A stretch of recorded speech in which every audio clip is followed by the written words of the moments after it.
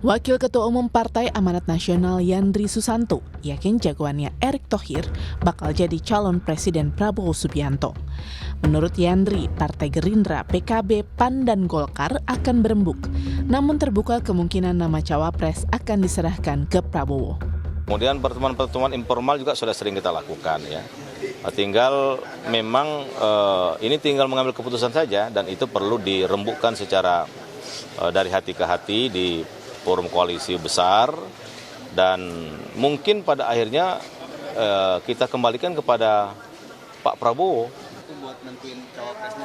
Kita hakul yakin insya Allah Pak Erick Thohir yang diambil. Ya.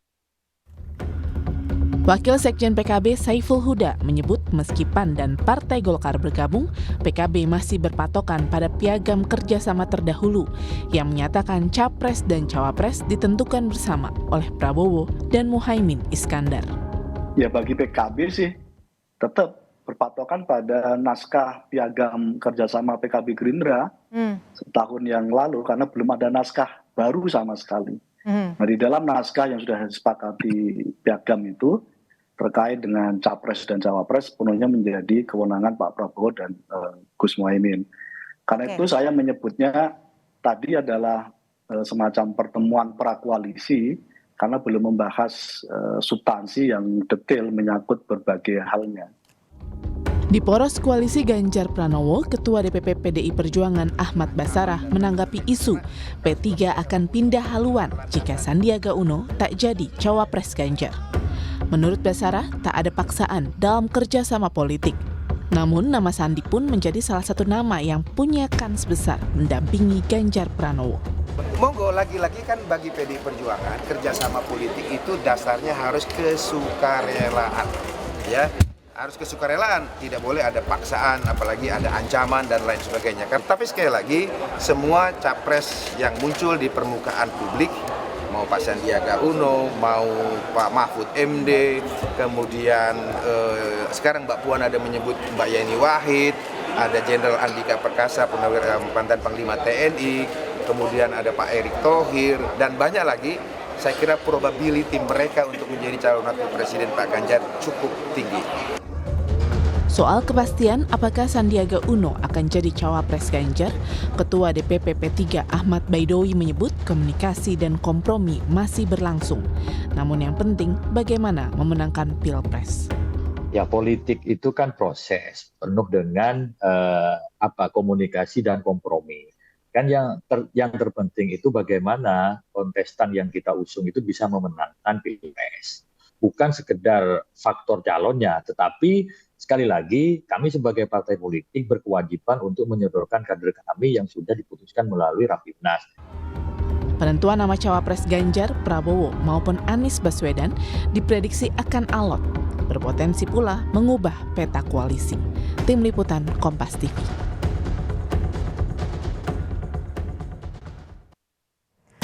Saudara, setelah PAN dan Golkar resmi mendukung Prabowo Subianto, poros koalisi 3 bakal capres makin mengerucut.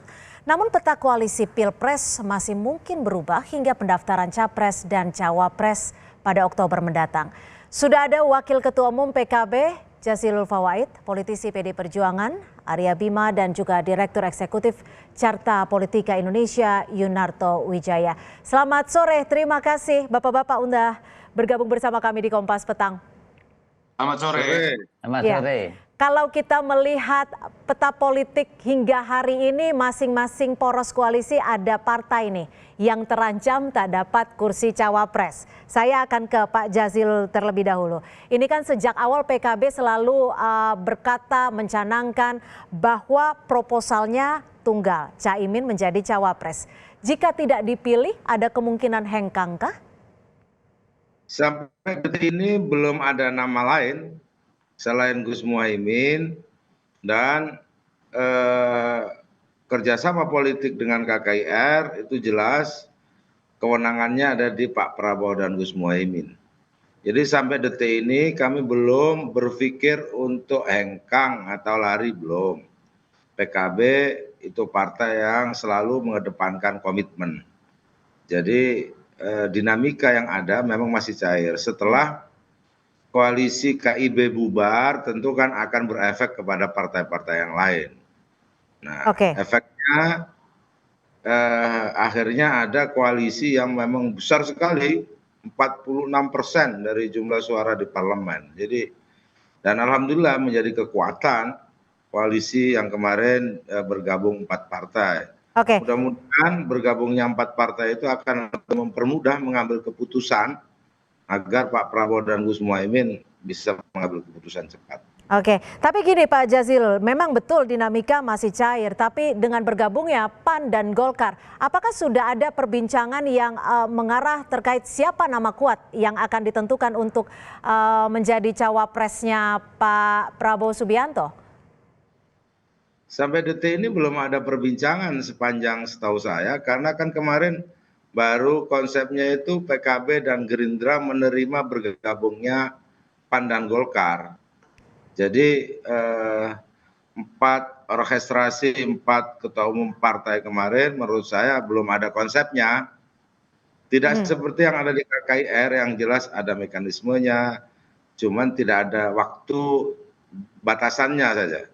Kalau ini masih awal sekali, menurut saya pasti tahapannya akan membicarakan bagaimana mekanisme mengambil keputusan untuk capres dan cawapres. Oke. Siapa nama-namanya?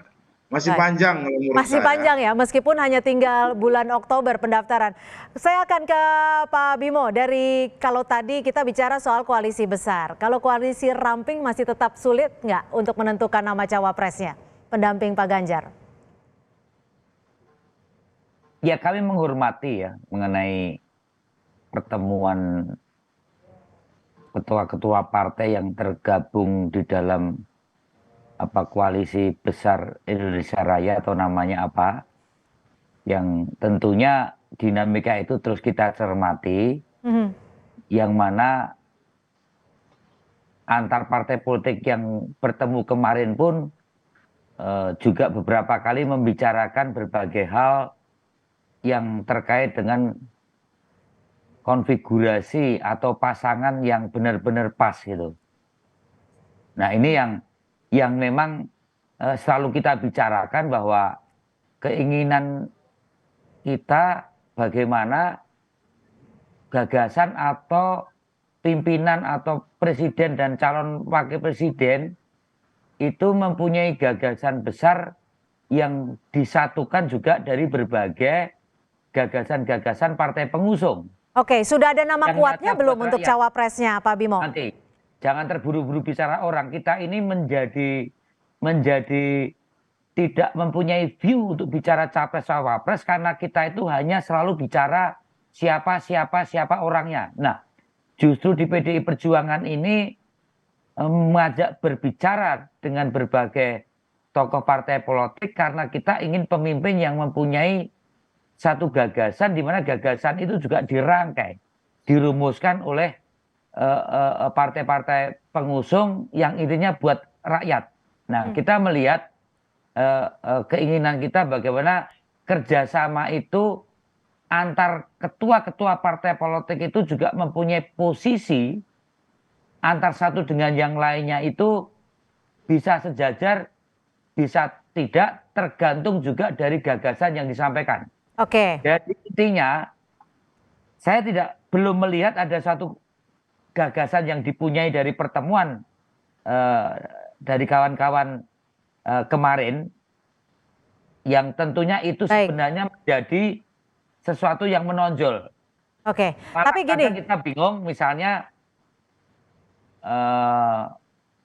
Pak Zul selaku ketua PAN bicara bahwa pertemuan ini tidak ada kaitan dengan perintah Presiden Jokowi. Terus kemudian Sekjen Gerindra bicara bahwa pertemuan ini atas perintah Pak Jokowi. Nah, yang sederhana ini saja mereka tidak bisa rumuskan, apalagi merumuskan satu keinginan besar. Tapi kami percaya itu sebagai langkah awal yang nanti teman-teman PAN, teman-teman Golkar, teman-teman PKB, apalagi ada Kang Baik, tapi gini Pak Bimo, kalau dari kalau dari PDIP sendiri seperti apa? Karena kita tahu gagasan memang penting, tapi kalau kita bicara soal dinamika politik saat ini, sosok cawapres bisa dikatakan juga sebagai kunci untuk pergerakan dinamika politik dan juga untuk memenangkan kontestasi. Betul, betul Cynthia. Jadi kan ada skenario misalnya yang sudah disampaikan oleh Mbak Puan dan Ibu Mega. Skenario 1 misalnya saja ada yang namanya Pak Ganjar Pranowo dengan Pak Erik. Itu implikasinya seperti apa dan dukungannya seperti apa, dan apakah dua pasangan ini ke depan akan bisa membereskan persoalan bangsa saat ini dan melanjutkan yang sudah dilakukan 10 tahun oleh Jokowi. Kemudian misalnya Pak Ganjar Pranowo skenario dengan Pak Mahfud MD seperti apa dan dukungan seperti apa. Pak Ganjar Pranowo dengan Pak Ridwan Kamil skenario itu seperti apa, dan akan tentunya juga melihat Pak Prabowo akan seperti apa. Juga ada skenario antara Pak Ganjar Pranowo dengan Pak Andika Perkasa misalnya. Ada skenario kemarin dengan Mbak Yeni Wahid. Ini semua kan skenario-skenario ini tentu harus bicara pada pasangan itu dengan kompetensi besarnya. Ini bahwa Pak Sandiaga nggak masuk ya meskipun ada P3 di koalisi ya? Iya, skenario dengan Pak Sandiaga, kemudian skenario dengan Gus Muhaimin, dengan Pak Erlangga. Yang 10 besar itu kan ada skenario-skenario yang ada. Dan ini kan kemudian tidak hanya sekedar gagasan, keinginan tampilnya kepentingan dari para pengusung capres-cawapresnya yang ditonjolkan. Ini yang saya pikir jangan di dalam proses memasangkan ini minim gagasan, dan di situ tidak nampak hal yang menonjol dari narasi-narasi keinginan ketua-ketua partai itu bertemu. Ini yang saya kira perlu ditegaskan kembali. Misalnya Kang Zul dengan Gus Muhaimin dengan Pak Prabowo. Baik, kami sudah ada kejelasan. Keinginan bagaimana pasangan ini sejak awal dipersiapkan membangun komitmen untuk Indonesia ke depan. Tiba-tiba PAN membawa Pak Erik, tiba-tiba Pak Erlangga membawa dirinya. Nah, ini kemudian menjadi kabur dan kelihatan seperti rebutan untuk saling menonjol untuk mendapatkan kekuasaan. Ini saya kira yang tidak baik. Maka benar kata Gus Jazuli bicara bahwa silakan PAN mendukung, silakan Golkar mendukung. Yang penting cawapresnya adalah Caimin, karena itu memang yang sudah dipersiapkan sejak lama. Baik, terlihat, saya akan ke Mas Toto. Mas Toto, kalau Pak Bimo sebutnya adalah terlihat seperti rebutan, dan ini yang sebenarnya tidak baik. Kalau dari Mas Toto sendiri seperti apa? Kalau melihat koalisi yang ada saat ini, apakah masih bisa dikatakan terjamin kesolidan di antara koalisi ini? Ya, harus rebutan. Partai-partai harus mengakui pemilu itu bukan sekedar berbicara adu gagasan, pemilu itu memperebutkan kekuasaan, power sharing. Beda dengan ketika kemudian mengisi kekuasaan. Tetapi bagaimana proses perebutan itu dilakukan, itu yang menurut saya tadi dapat kritik lah dari Mas Bimo gitu ya. Jangan sampai kemudian adu kuat logistik, jangan sampai misalnya adu kuat backingan. Siapa yang merasa mendapat backing dari orang kuat di belakang untuk membentuk koalisi ini, kan itu yang sekarang sedang dibahas misalnya. Jadi kita masuk ke ada analisis yang lebih teknis. Ada hal yang menarik. Kenapa terkesan tiba-tiba dianalisis oleh beberapa pengamat? Karena memang tadi kok kita nggak melihat ada mekanisme bottom up-nya nih. Temuan misalnya di antara keempat partai yang misalnya berbicara mengenai poin-poin kerjasama, mengenai platform. Lalu tiba-tiba sekarang deklarasi terlebih dahulu, dan ketika dibaca dari kontrak atau perjanjian kerjasama yang muncul, nggak ada isinya juga. Malah teman-teman yang kemudian tergabung kemarin bicaranya nanti baru kita akan rumuskan, kan ini aneh, gitu kan. Itu yang pertama. Yang kedua, jelas sudah ada perbedaan sikap, bukan tentang nama saja ya. Ada hal yang prinsipil yang saya lihat berbeda. Misalnya ketika kita bicara teman-teman PKB mengatakan kalau mereka sudah punya nih perjanjian piagam sentul tanda kutip. yang salah satu poin menariknya adalah penentuan cawapres ditentukan oleh Pak Prabowo dengan Gus Imin misalnya. Di sisi lain teman-teman PAN dan Golkar yang saya tahu kemarin akan menyerahkan ke Pak Prabowo. Artinya kan kalau yang ditafsirkan oleh Golkar dan PAN itu benar, harusnya ada adendum atau amandemen dari Piagam Sentul yang sudah disepakati oleh Pak Prabowo. Kecuali jangan-jangan Gerindra tidak pernah menganggap Piagam Sentul itu.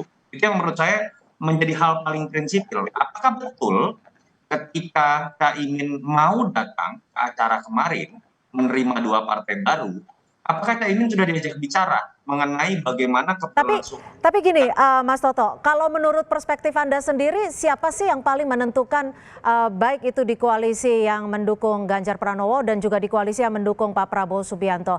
Apakah juga ada peran besar ya ataupun peran yang diberikan oleh Pak Jokowi? Iya, begini, istilah koalisi itu salah loh. Koalisi itu baru terbentuk ketika partai-partai bersepakat dengan formula nama capres dan cawapres. Kalau baru menentukan nama capres, itu belum jadi koalisi, istilahnya baru prakoalisi. Jadi ini kita jangan berbicara koalisi A akan menentukan siapa. Enggak, mereka belum jadi koalisi. Jadi yang saya katakan peluang bubarnya pasti gede. Itu yang bisa kita lihat dari perjalanan sejarah gitu ya, prakoalisi.